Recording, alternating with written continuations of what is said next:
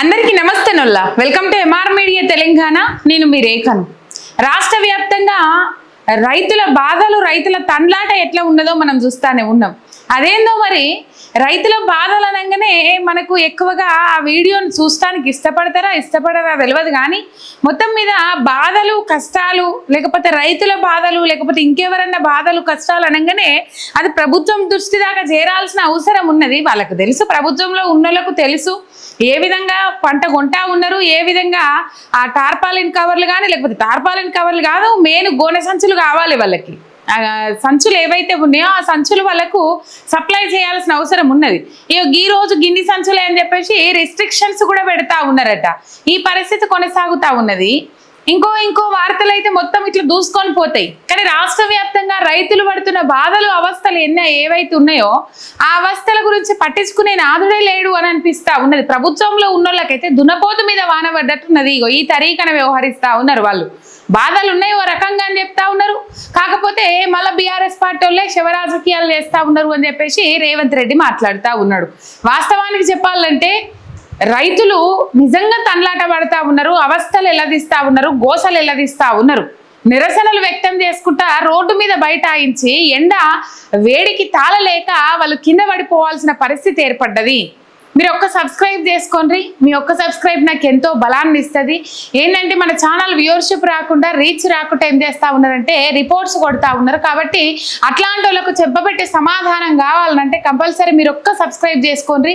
చూస్టోళ్ళ వల్ల ఉంటే జర లైక్ కూడా కొట్టుంది. ఇక ముచ్చట్లకు పోతే ధాన్యము కల్లాలల్లా పోసుకొని దాదాపు ఐకేపీ సెంటర్లే లేట్గా చాలు చేసిండ్రు. ఆల్రెడీ రోని వచ్చింది. రోని అంటే ఏం చేస్తారంటే ఆ పంట కోసిన ధాన్యం ఏదైతే ఉంటుందో దాన్ని అమ్ముకున్న తర్వాత వచ్చిన పైసలు ఏవైతే ఉంటాయో ఆ పైసలను మళ్ళీ పంట పెట్టుబడి సాయంగా అది చేసుకొని మళ్ళీ పంటకు పెట్టుబడి పెట్టాలి. కాబట్టి కట్టేటప్పులు కడితే ఏమన్నా మిగులితే మళ్ళీ విత్తనాలు తెచ్చుకొని ఆ దున్నుకొని ఆ పొలం తడి వేసుకొని మళ్ళీ విత్తనాలు విత్తుతాడు ఇప్పుడు రైతన్న. ఇది రోని కార్తె ఆల్రెడీ వచ్చేసింది. కానీ ఇలా వాస్తవ పరిస్థితి ఏంది? రైతులు పొలాల దగ్గర లేరు. కోసి నెల 15 రోజులైనా కూడా ఎండకు ఎండి వానకు దడిచినా కూడా ఆ ధాన్యాన్ని కాంటా పెట్టిన పాపాన పోతలేదు ఈ రాష్ట్ర సర్కార్. మరి ఏం మూట కట్టుకొని పోదామని అనుకుంటున్నారో ఈ కాంగ్రెస్ పార్టీ నాయకులు తెలియదు. కానీ రైతులను ఎందుకు గోసపుచ్చుకుంటారో అర్థమైతలేదు. రైతుల శాపనార్థాలు మంచిగా కావు అని తెలిసినప్పటికి కూడా ఎద్దేర్చిన వ్యవసాయం రైతేర్చిన రాజ్యం బాగుపడదు అని చెప్పేసి తెలిసినప్పటికి కూడా మరి ఎందుకు రైతులను ఈ తరీకన ఇబ్బందులకు గురి చేస్తున్నారో అర్థమైతలేదు. ఎందుకల్లా రైతులను అంత గోసపుచ్చుకోవాల్సిన పరిస్థితి ఏమున్నది? అవసరం ఏమున్నది? 3.5 లక్షల కోట్ల బడ్జెట్ ఏదైతే ఉన్నది ఈ బడ్జెట్లో రైతుల పంట కొనుగోలు చేసిన పంటకు వాళ్ళకు పైసలు ఇయ్యే సాధన అయితే లేదా ఈ చేతగాని ప్రభుత్వానికి? ఇంకా చేతగాని ప్రభుత్వం అనకపోతే ఇంకేమని అంటారు? కేసీఆర్ హయాంలో 2.5 లక్షల కోట్ల బడ్జెట్ పెట్టిన కేసీఆర్ రైతుల పంట కొన శాతం అయితే లేదని చెప్పేసి మాట్లాడిన మోతవర్లందరూ ఇలా ఆడబజ్జున్నారు, అర్రల బజ్జున్నారు. చల్లగా ఎదలకుంటా మంచిగా బొజ్జ నిండా తిని ఏంది పరిస్థితి? ఏంది దారుణము? ఏంది ఘోరము? రైతులు ఒక్కొక్కరు ఆ పంట కుప్పల మీదనే కుప్పకూలిపోవాల్సిన పరిస్థితి ఏర్పడతా ఉన్నది.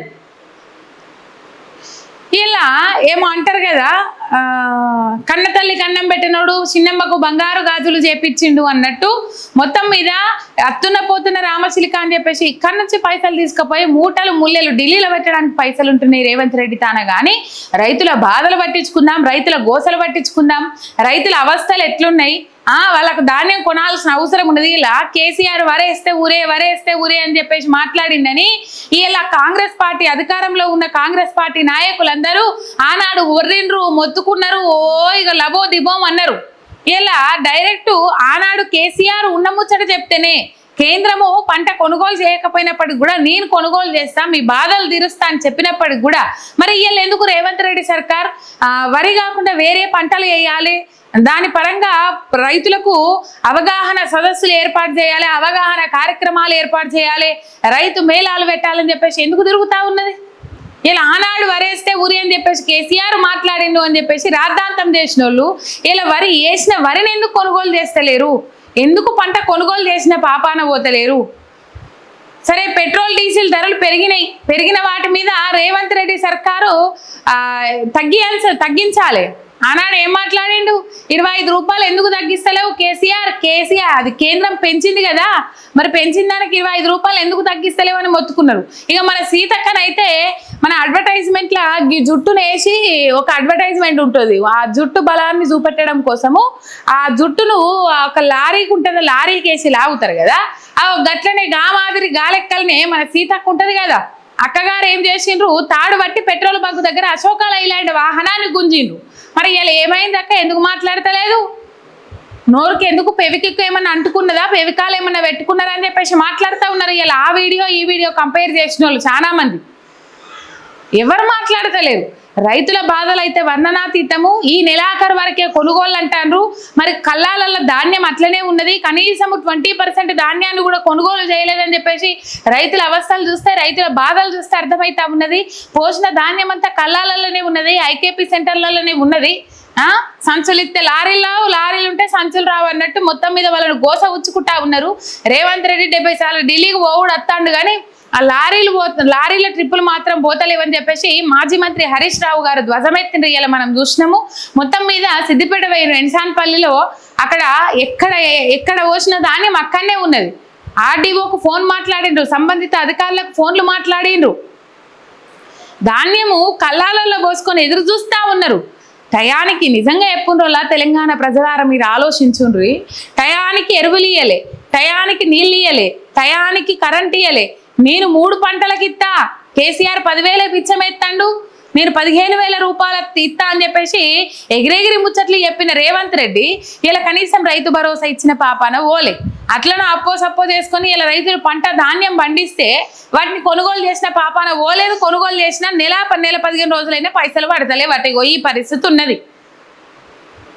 ఒక డ్రైవర్ అన్న చేసిన పనికి అందరూ ఫిదా, ఒక ఆర్టీసీ డ్రైవర్ అన్న చేసిన పనికి అందరూ ఫిదా. దాదాపు ఖమ్మం ప్రాంతంలో అడ్లూరి లక్ష్మణు ఈ పెరిగిన పెట్రోల్ డీజిల్ ధరలు దాదాపు 10 రోజులలో 4 సార్లు పెరిగినాయి. 115 రూపాయలు పెట్రోలు, 103 రూపాయలేమో డీజిల్ కొనసాగుతూ ఉన్నది. ఈ 10 రోజులలో 4 సార్లు పెట్రోల్ డీజిల్ ధరలు పెరిగినాయి. ఈ పెరిగిన ధరలకు నిరసన వ్యక్తం చేసుకుంటా దాంట్లో ఇంకా రైతులని యాడ్ చేసిండ్రు. రైతులు ఈ పెరిగిన పెట్రోల్ డీజిల్ ధర వల్ల రైతులు అవస్థలు పడుతురని చెప్పేసి ఒక రైతులకు సంబంధించిన ప్లకార్డు కూడా కనబడుతుంది. అవా అనిపిస్తుంది సారు, రైతుల పంట కొనుగోలు చేయరు, రైతుల ధాన్యం కొనుగోలు చేయలేరు, రైతులు ఇబ్బంది పెడతారు, రైతుల కరెంట్ ఇయ్యరు, రైతు భరోసా ఇయ్యరు, నీళ్ళు ఇయ్యరు, విత్తనాలు ఇయ్యరు, అన్నిట్లకు రైతులు ఇయ్యాల లైన్లలో నిలబడాల్సిన పరిస్థితి. ఇలా పెట్రోల్ ధరల వలనట రైతు ఇబ్బంది పడతా ఉన్నాడట. ఫస్ట్ ఈ ధాన్యం కొనుగోలు చేయి, తర్వాత ఇబ్బంది పడతారు. రైతు కూడా మీతో పాటు పోరాటం చేస్తాడు కదా. ఈ పెరిగిన ధరలు ఏవైతే ఉన్నాయో తక్కువ చేయమని. ఇలా పెట్రోల్ ధరల మీద, డీజిల్ ధరల మీద రైతు పోరాటం చేస్తలేడు, అవి తగ్గించాలని చెప్పేసి పోరాటం చేస్తలేడు. ముందుగాల ఆపద తెల్లారలే కాబట్టి వాళ్ళు చేసే పోరాటం దేనికోసం అంటే పండించిన ధాన్యం కళ్ళాలలో పోసుకొని ఎదురు చూస్తా ఉన్నారు కదా. 1000 కళ్ళతోని కళ్ళల్లో వత్తులేసుకొని అది కొనుగోలు చేయమని చెప్పేసి ఎదురు చూస్తా ఉన్నారు రైతులు. ఒకవేళ ఈ రైతుల పండించిన ధాన్యం మీరు కొనుగోలు చేసినట్లయితే ఇలా రైతులు కూడా కలిసికట్టుగా పోరాటం చేద్దాం పాండ్రి అని చెప్పేసి ముందడికి వస్తారు. ఒక డ్రైవర్ అన్న ఏం మాట్లాడుతుండో చూడుండ్రి.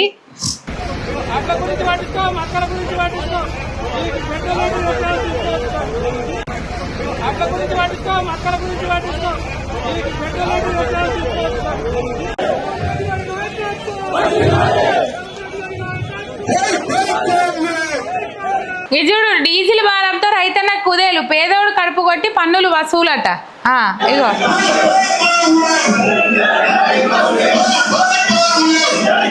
ఇది ఖమ్మంలో నిర్వహించిండ్రు ఈ ధర్నా. ఇక్కడ నాకు ఒక మోటు సామెత యాదకు వస్తుంది కానీ అది నేను వాడా కానీ అది మీరే క్యాప్షన్లో పెట్టుకోరు ఈ అంశము. ఒకవైపు రైతులు ఇబ్బందులు పడతా ఉన్నారు, ఆవేదన వ్యక్తం చేస్తూ ఉన్నారు. ఆ రైతుల పంట కొనుగోలు చేయండి, ఈ పెట్రోల్ డీజిల్ ధరలు వెనకసిరి చూసుకోవచ్చని ఆర్టీసీ డ్రైవర్ అన్న ఎందుకు ఇలా ఆయన బస్సు నడుపుకునేట ఆయన పెట్రోల్ డీజిల్ గురించే మాట్లాడాలి. కానీ ఒక రైతు బాధ, రైతు ఆవేదన ఆయనకు అర్థం అయింది కాబట్టే ఇలా రైతు గురించి మాట్లాడిండు. ముందుగల్లా పంట కొనుగోలు చేయండి, మక్కలు కొనుండ్రి, వడ్లు కొనుండ్రి, పెట్రోల్ డీజిల్ గురించి వెనకసీర చూసుకోవచ్చు అని చెప్పేసి మాట్లాడుతూ ఉన్నాడు. నిజంగా ఆ డ్రైవర్ అన్న ధైర్యానికి మెచ్చుకోవాల్సింది. ఆయన కరెక్ట్ పాయింట్ చెప్పిండు. ఇటువంటివి చేయబట్టే కొన్ని వైరల్ అవుతాయి. ఈ ప్రభుత్వానికి ఇటువంటివి చూసినప్పుడన్నా బుద్ధి వస్తుంది, సోయేస్తుంది అని చెప్పేసి కోరుకుందాం. ఒక్క సబ్స్క్రైబ్ చేసుకొని సపోర్ట్ చేయండి. మీ ఎంఆర్ మీడియా తెలంగాణ శనార్థి.